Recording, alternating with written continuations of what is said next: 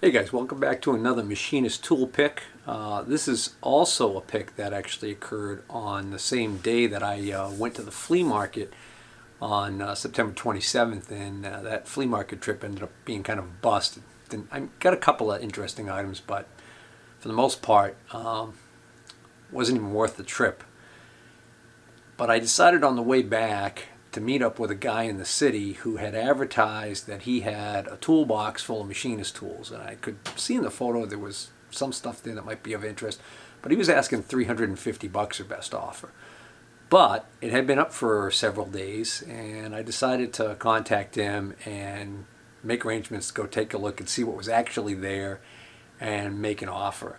So when I got there, this is what I found. So he takes me into this room, and sitting on the floor is this big Craftsman Mechanics top box.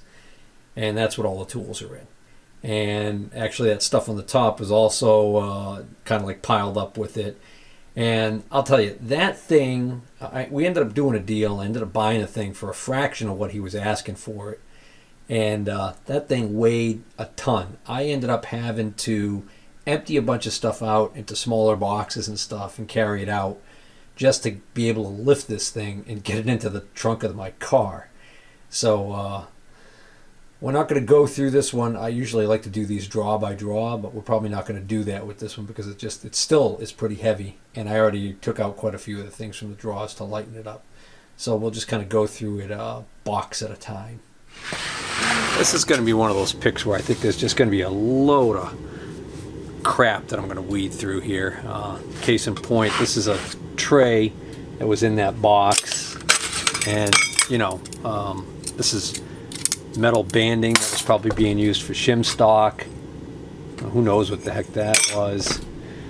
So just take a minute and weed through this and see what we got.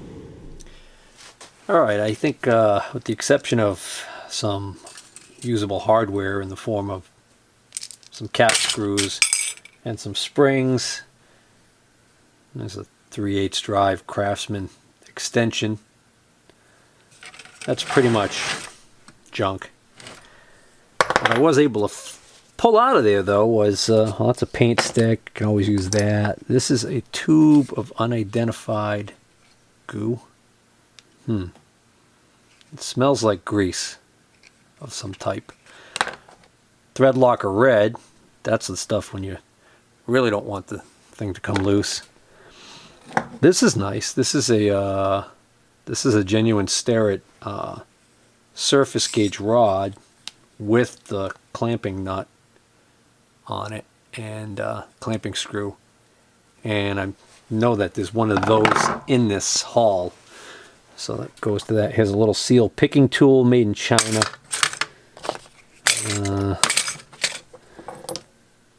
Couple little fly cutters. This one was so small I almost didn't even see it in there. Those are alright. I know I could sell those. This is something I picked out because, you see something like that, you hold out hope for something interesting that it belongs to. See, it's got a hole in it for a little Tommy bar to give you more leverage for cranking down. This could be for a small V-block clamp or a parallel clamp. Dare to dream. This is an interesting, large, very long feeler gauge set, so you can reach down into an area. And I kind of like that they're well marked, easy to read. The only drawback is that they're filthy. I don't see anything to indicate a maker. Oh, it's probably on this side. Yeah, I don't know. We may never know. Throw that in my mechanics toolbox. Here is a V-block. Looks like, yeah, it looks like a shop-made V-block. 3 random carbide inserts. Again, this little piece here could be something that we might, find something later that we wish we had not thrown that out. So, and then these right here, these are interesting only because when I was loading the stuff into my car, he came back outside and he was on his way to his car. He was going somewhere, and he mentioned to me you know, we had already done the deal, so really no point in him making it up. So I kind of believe him. But he said that these little blocks right here, which are completely unmarked, no name on them anywhere, but he said these are part of a for knurling tool, I think, or something. And he was saying that these were still in the catalog and that they were pretty pricey. So unfortunately, I don't recall what the brand name was that he said this was. But that's what he told me anyways. So it looks like we got, I'm assuming maybe these are in pairs. I don't know. Anybody recognizes these and wants to clue me in? Because now I'm in this predicament where I don't want to throw them away until I figure it out. I'm going to feel like, you know, I'm throwing away money if I do. Here's some more goodies. Oh, these were in a drawer. And he was saying that this is where he felt there was quite a bit of money in this toolbox, because he was telling me that this is carbide. So, Kyocera, 1/2-inch end mill 4 flute. Well, he wasn't lying. That's a brand new. Double-ended. You don't see double-ended carbides that often. The small one. Alright, so I'm not going to bore you guys by going through every single one of these, but it does appear like we have majority of carbide in this bag. There's high-speed steel. This is coated.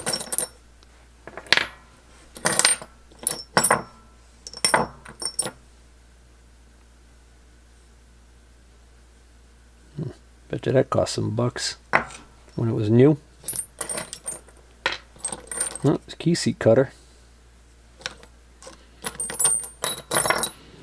We got some random hand tools here. We got vice grips, but at least they're genuine vice grips. Peterson Manufacturing Company. Huh. They say vice grip on them though. Didn't think you could put the name on there unless they were. So maybe that's one of the original ones. I don't know. No name on those.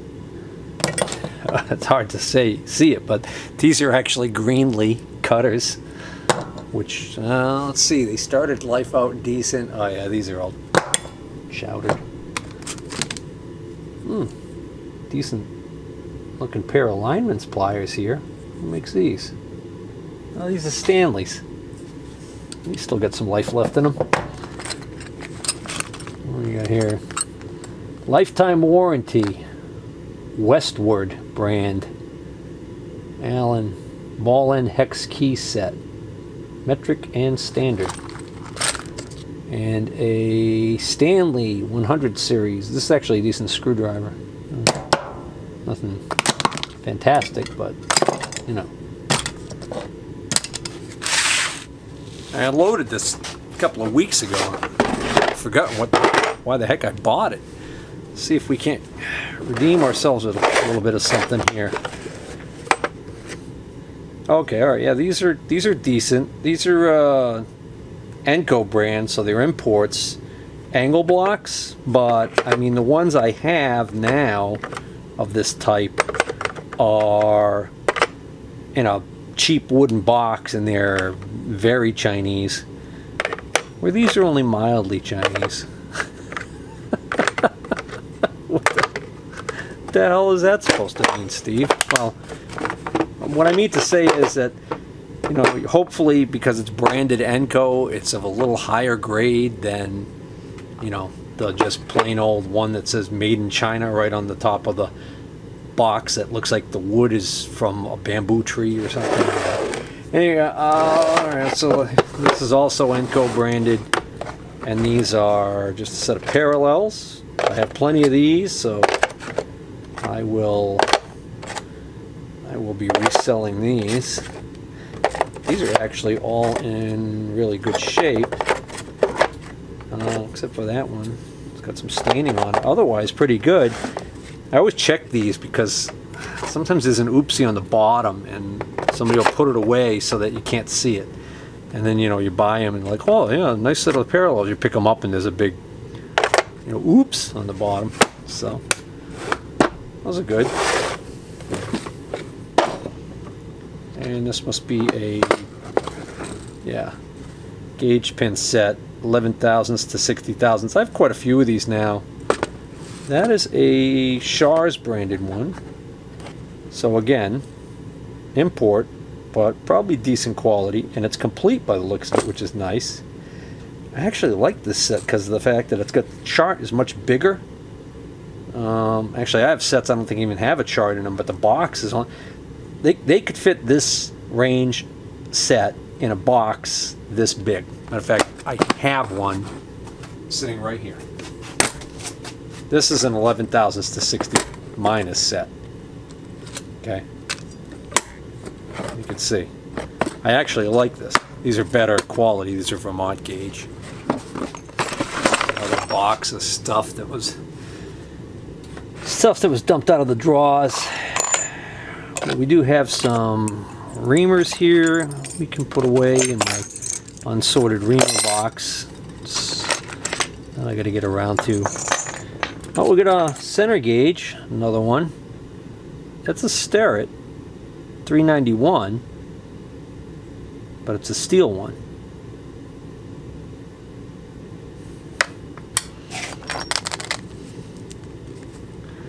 .251, thousandth over quarter inch Reamer.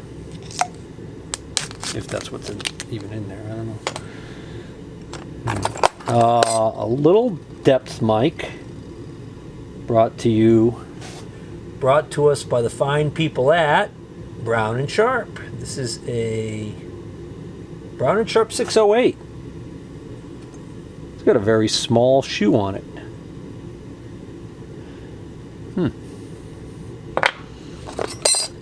Also thrown in here as if it was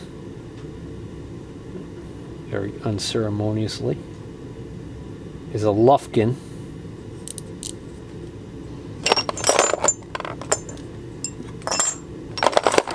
Whoa. You think maybe somebody was cutting aluminum with that and it got a little bit loaded up? Well, I thought maybe the cheap Chinese pick that he had in there was for taking care of this problem, but boy, I'll tell you, that's really bonded in there. Anybody know any tricks? I mean, I guess you would hit the melting point of the aluminum before you would run into trouble with the carbide, right? I don't know. Might not be worth the effort, though. Another Reamer. Another Reamer. Another Reamer. That's junk. Pattern file. All right, let's just get this out of here. Other than, yeah, some fold down studs. I don't see much going on here. What are these? All right, hold on. Get these out. Awesome. Ah, some lonely scales.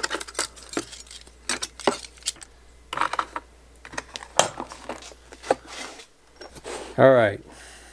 Here we have the Something Tool 3-piece micrometer set, 0 to 3 inch.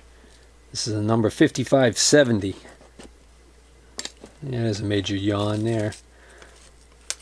This looks like one of those made in Poland sets, actually. Which means it might not be decent, it might not be that bad quality. Now this is interesting. Why are all the insulators off? The screws are gone. Somebody took that one off. And that one. Maybe they were using these two in a bench micrometer stand or something. I don't know. See, and it's supposed to have them on both sides. So not only is it off, but it's missing the back one on both of these. Well, that's a shame. They're just thousands of micrometers in there. You know, it was a complete set. It's still usable, but it's kind of funky that somebody took them all off. Can't quite make out what this said. Oh well, there it is. There's the answer right there. It's the Cummins Industrial micrometer set, which Cummins Industrial was a predecessor to the Harbor Freight. But Cummins Industrial was a cheap importer of cheap Chinese-made tools, and it was weird because the only times I remember seeing them marketed was when these guys would come around with these tractor trailer loads of tools, and they would rent out like a VFW hall, and they'd advertise locally they're gonna have this big huge tool auction. They made it, you know, sound like you were gonna get some kind of deal, and it was just truckloads of this used shit. So they would, excuse my language, I'll have to bleep that out. Anyways, truckloads of this cheap tools, and then they would sell like one, and they'd get some guy to actually buy it, you know, and then they'd immediately say, well, you know, how many other people want one at that price? And because they had a whole ton of them. Yeah, it only happened once. Didn't fall for that again. This scale right here is made, this is a Chesterman made in Sheffield, England. That's cool. This is another Starrett. This is interesting. This is a 603. It's not a 604 or a 606, which I'm used to seeing. It's a 603. And this, other than the stains on it, is also a 603. Only it's in 9-inch. Huh. Some more random stuff. This is actually the box that Mark's carburetor for his GT17 came in. Let's see. Here's a vertical turning center operation guide. Giddings and Lewis. So I think I could safely throw that out. Here's an engraver. Machinist ready reference. Okay, that's kind of neat. Might be worth a look.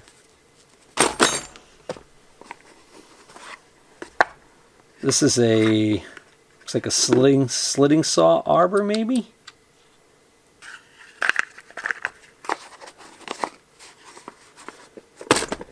Another fly cutter. This might complete the set if these are all the same brand. I believe they are. Yeah, that was probably a set. Let's see what I threw. Oh, these are just a couple of rods that were thrown in there. I figured somebody made maybe some auxiliary rods for the surface gauges that I found in this box. Ugh. God. My heart just isn't in it. Oh, really? Come on.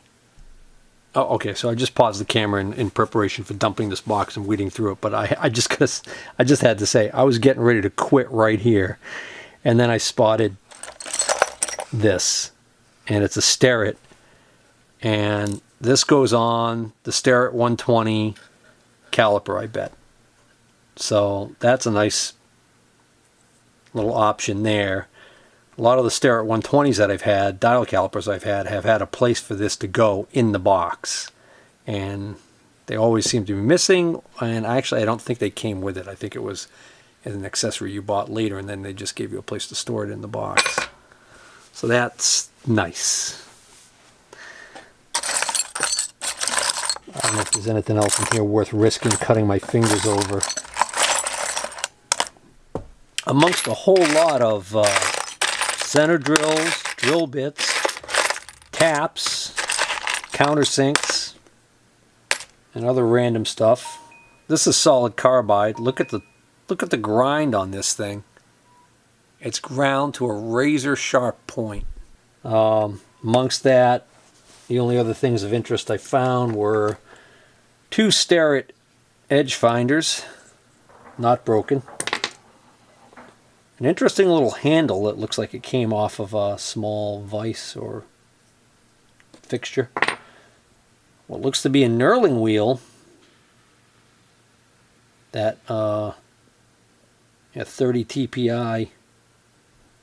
It says form tool or form roll. It's probably a knurling tool.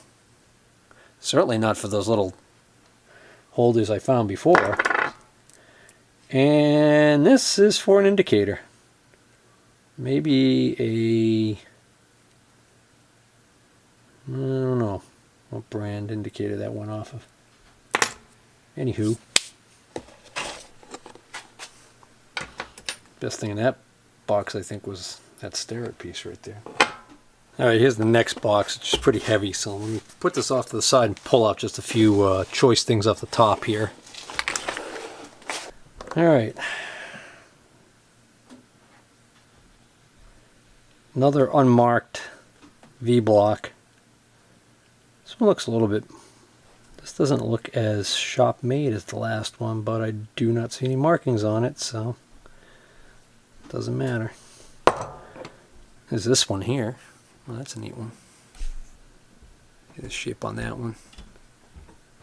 Boy, that almost looks like... I wonder if that was part of a grinding fixture.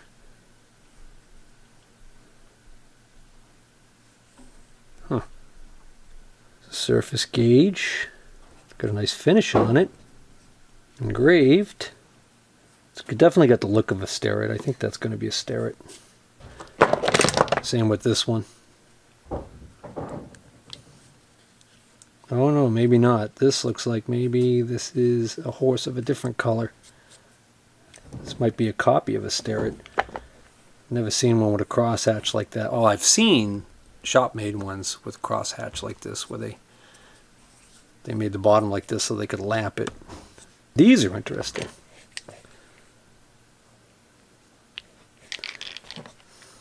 Unfortunately, there's only 3 of them.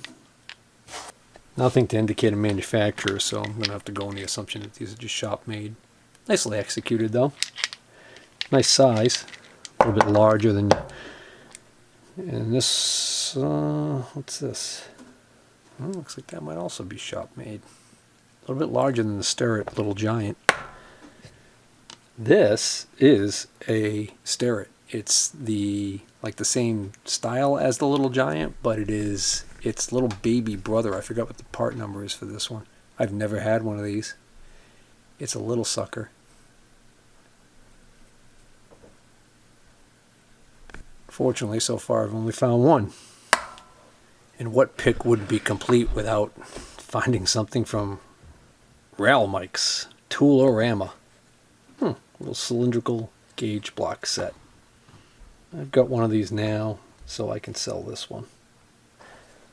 Now, for those of you who haven't seen one of these before, they're neat because they have these long grub screws that can be used to actually thread into these larger ones and put them together so you can make a stack that stays together. Well, thought I had a full set of gear wrenches here, SAE anyways, but missing the 9/16. And then oddly enough, this actually has an 11/32 wrench thrown in there. So it's actually got that one extra 30 seconds fractional between 2 of them there, but it's missing the 9/16, and I just checked. I looked in all the other boxes to see whether or not I just had inadvertently, if it was in another drawer or something, but unfortunately, not quite a full set. Let's see how we did on the metrics. Not bad. 18 down to 12 millimeter without any breaks, and then we jump down to 10, and then we jump again down to 8, but that's not unusual.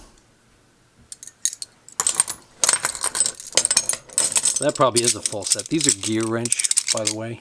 I don't know who makes these. They're actually pretty decent quality. I think they were sold through either Lowe's or Home Depot. Let's see what else we got in here. We just got a couple of random. There's a Pittsburgh tool. It's Harbor Freight. There's a Husky. That's Home Depot. The Stanley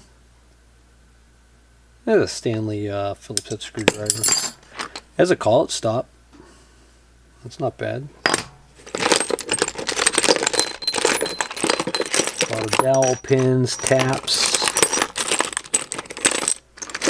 Oh, there's another one of these wheels. These knurling wheels. Bunch of small taps and drill bits.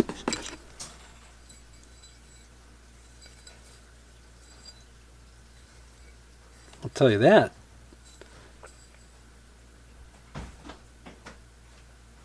That's like a precision straight edge. Or it actually reminds me of, I've got some of these Starrett, I forgot what they call them, but they're for clamping small flat pieces. That's what it looks like. But it's completely unmarked, so. It's got a real precision edge on it, though, you can tell. Oh, I pulled these out before. What the hell are these things? Are these some kind of extractors? It says 3/8 drill. So I'm assuming that they're telling you you drill the hole. You drill a 3/8 inch hole. And then I'm thinking you jam this in there and you use it to maybe extract the screw.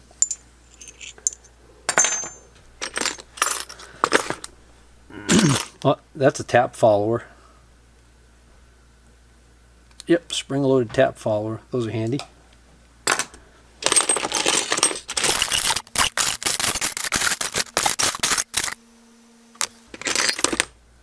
You know, nothing to get rich on here, but this stuff adds up if you're going to buy this stuff all the time.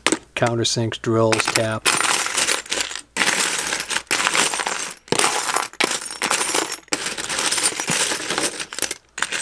These are some interesting looking taps. They've got these little color codes on them. EMOS tap, Japan. And the sound of the downdraft oven kicking in is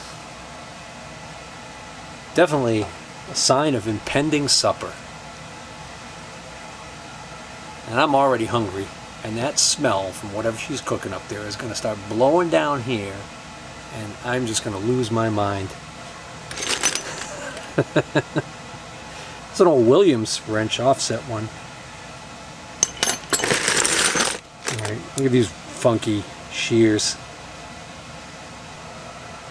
These are like Wozniak or Wozniak? I don't know. Well, whatever. I think that's going to be it for this box.